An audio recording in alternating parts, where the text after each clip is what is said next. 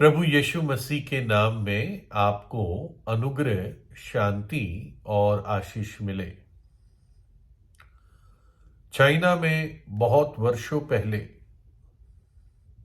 जिसको प्राचीन चाइना कह सकते हैं या एंशिएंट चाइना, उन पर उत्तर से शत्रु के हमले होते थे, शत्रु की सेना के। जैसे मंगोलिया से चाइना पर हमला होता था। चेंगिस खान, इतिहास में हमें पता चलता है, चाइना पर उसने एक से ज्यादा, शायद 3 बार हमले किए। और इसलिए अपनी सुरक्षा के लिए चाइना ने यह दीवार बनाई, जिसको ग्रेट वॉल ऑफ चाइना कहते हैं, जो बहुत फेमस, मशहूर दीवार है, शहरपना है। और ये नहीं कि ये लगातार एक सी ही सब जगह रही, लेकिन इसकी एक एवरेज हाइट देखी जाए तो लगभग 30 फुट ऊंची है ये दीवार और 18 फुट चौड़ी। काफी होता है ना, 30 फुट ऊंचा और 18 फुट चौड़ा, है ना। थोड़ा समझ से बाहर है, क्योंकि ज्यादातर हम घरों की जो दीवार बनाते हैं वो 6 इंच 9 इंच, इससे ज्यादा नहीं होती। 1 फुट तो बहुत ज्यादा हो जाता है घरों में, और ये 18 फुट चौड़ी दीवार थी। और इससे बढ़कर यह बात थी कि ये 2400 किलोमीटर लंबी दीवार थी। 1500 मील लगभग। कश्मीर से कन्याकुमारी आप समझ ले, है ना, उससे थोड़ा कम होगा, लेकिन नॉर्थ टू साउथ हमारा इंडिया हो जाएगा। इतनी लंबी ये दीवार है। और इस दीवार का उद्देश्य क्या था? कि कोई उस पर चढ़ ना पाए या आसानी से चढ़ ना पाए, इसको कोई तोड़ ना पाए, है ना, और इसके चारों ओर होकर भी कोई जाने ना पाए। इसलिए बहुत लंबी बनाई गई थी। उसकी, चाइना की बॉर्डर को, जो कमजोर थी, जैसे शत्रु हमला कर सकता था, उन बॉर्डरों को ये दीवार घेर के रखती थी। लेकिन बताते हैं कि इसी दीवार के बनने के 100 वर्ष में ही 3 बार कम से कम चाइना में शत्रु घुस गया, इस दीवार के होने के बावजूद। और उसमें दीवार की कोई कमी नहीं थी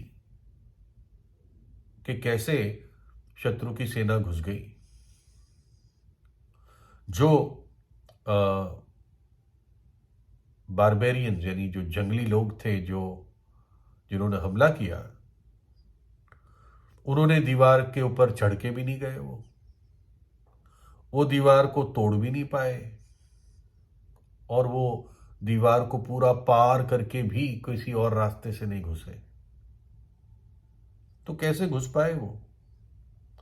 बस उन्होंने इतना किया कि जो द्वारपाल था, जो गेट कीपर था या गेट कीपर थे, उनको रिश्वत दे दी और एक खुले द्वार में उन्होंने प्रवेश किया और चाइना पर हमला किया। क्या आप ये नहीं सोचते कि जो भी चाइना की सल्तनत होगी, सम्राट होगा, उसने अच्छे से अच्छे गार्ड गेट पर लगाए होंगे, जिनको ठोक बजाकर देखा होगा कि सही है, वफादार है, देश के लिए प्रेम है, नहीं है। उसके बावजूद जो दुश्मन था, वो कमजोरी को जानता था। और ये सिर्फ ये नहीं है कि ये पैसे की कमजोरी थी, ये दिखाता है कि कैसे मनुष्य अपने आप में कमजोर है।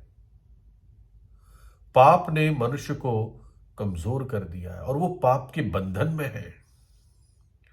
एक छोटे से पैसे ने एक द्वारपाल को, गेट कीपर को, पूरा देश के साथ बेवफाई करने के लिए उसको मजबूर कर दिया।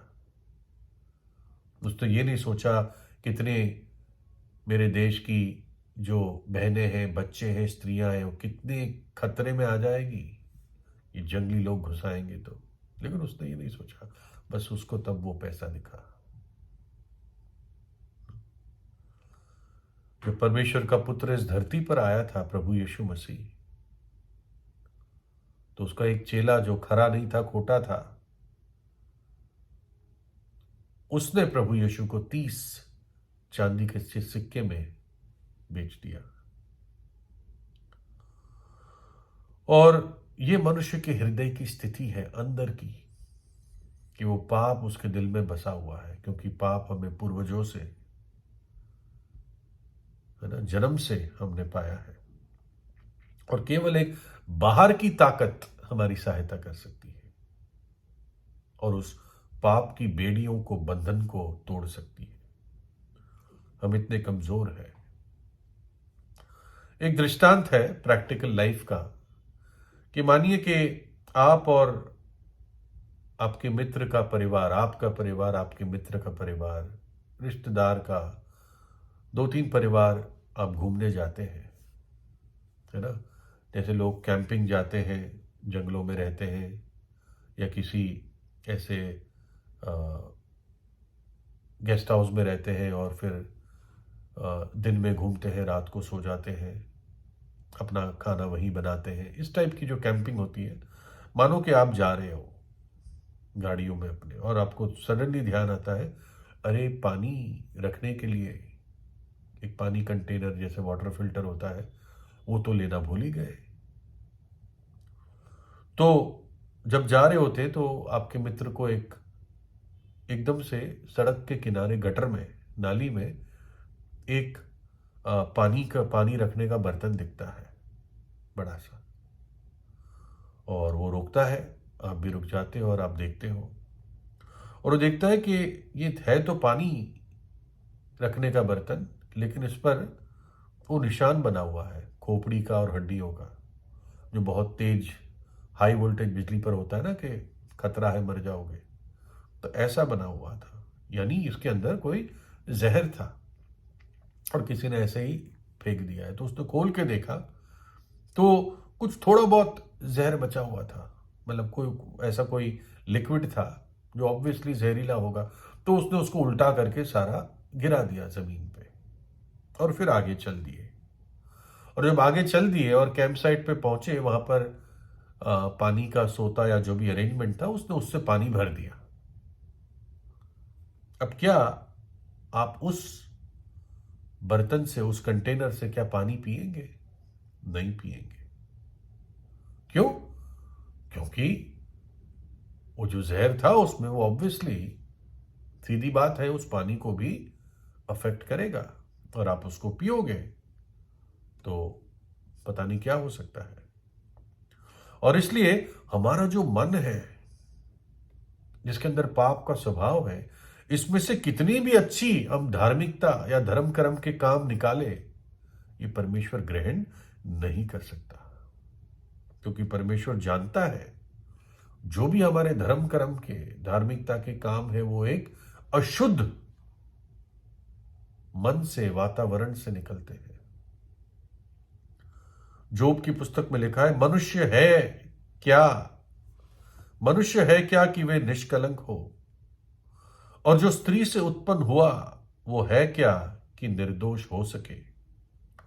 देख, वह अपने पवित्र पवित्र दूतों पर भी विश्वास नहीं करता, और स्वर्ग भी परमेश्वर की दृष्टि में निर्मल नहीं है। फिर मनुष्य अधिक घिनौना और मलिन है, जो कुटिलता को पानी की तरह पीता है। और केवल एक ही चीज है जो हमारे इस पापमय स्वभाव और पापमय जीवन को खत्म कर सकता है, बदल सकता है, वो है यीशु मसीह की मृत्यु और उस मृत्यु पर विश्वास। परंतु परमेश्वर हम पर अपने प्रेम की भलाई इस रीति से प्रकट करता है कि जब हम पापी ही थे तभी मसीह हमारे लिए मरा। जब हम पापी थे प्रभु यीशु मसीह हमारे लिए मरा, और इसमें परमेश्वर अपने प्रेम की भलाई हम पर प्रकट करता है ना। इस प्रकार से परमेश्वर हमारे जीवन में कार्य करना चाहता है। वो हमें एक नया मन, एक नई धार्मिकता, नई सदाचारिता, एक नया जीवन देना चाहता है। पुराने से हम उसको प्रसन्न नहीं कर सकते। प्रभु यीशु ने कहा कि मैं तुझसे सच सच कहता हूं, यदि कोई नए सिरे से ना जन्मे तो परमेश्वर का राज्य देख नहीं सकता। इसलिए मनुष्य अपने पापों से पश्चाताप करे। हर मनुष्य हर जगह जिसने अब तक पश्चाताप नहीं किया, वो सच्चे मन से अपने पापों से पश्चाताप करे और प्रभु यीशु पर विश्वास करे। यीशु का नाम पापों की क्षमा लाता है। उस हरेक पापी के लिए जो मन फिराकर यीशु मसीह के नाम पर, उसके बलिदान पर विश्वास करता है। प्रभु यीशु ने मेरे और आपके लिए अपना प्राण क्रूस पर दिया, अपना पवित्र लहू बहा दिया, और तीसरे दिन मृत्यु में से जी उठा। जो विश्वास करता है परमेश्वर उसको एक नया मन देता है, नया हृदय देता है, और उस मन और हृदय की सेवा और आराधना परमेश्वर ग्रहण करता है ना। यदि पाप में मर जाए तो दंड बहुत भयानक है, अनंत काल का है ना। इस धरती पर भी गुनाह करके आदमी बच नहीं पाता। एक कानून होता है, तो क्या परमेश्वर का कानून नहीं होगा? मौत के बाद सब कुछ खत्म नहीं हो जाता। हर मनुष्य को अपना हिसाब देना पड़ेगा, और जो पाप में मरेगा वो निश्चित रूप से नरक जाएगा। इसलिए मनुष्य अपने पापों से पश्चाताप कर इसी जीवन में पापों की क्षमा पाए,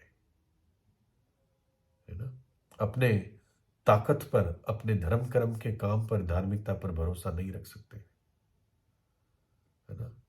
इतना सुरक्षा थी उस चाइना की दीवार की, लेकिन एक छोटी कमजोरी ने उनको हरा दिया।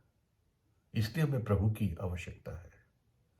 प्रभु यीशु ने कहा कि मैं खोए हुओं को ढूंढने और उनका उद्धार करने के लिए आया हूं। प्रभु यीशु से प्रार्थना कीजिए, उसको अपने हृदय में बुलाए। प्रभु यीशु आपको आशीष दे।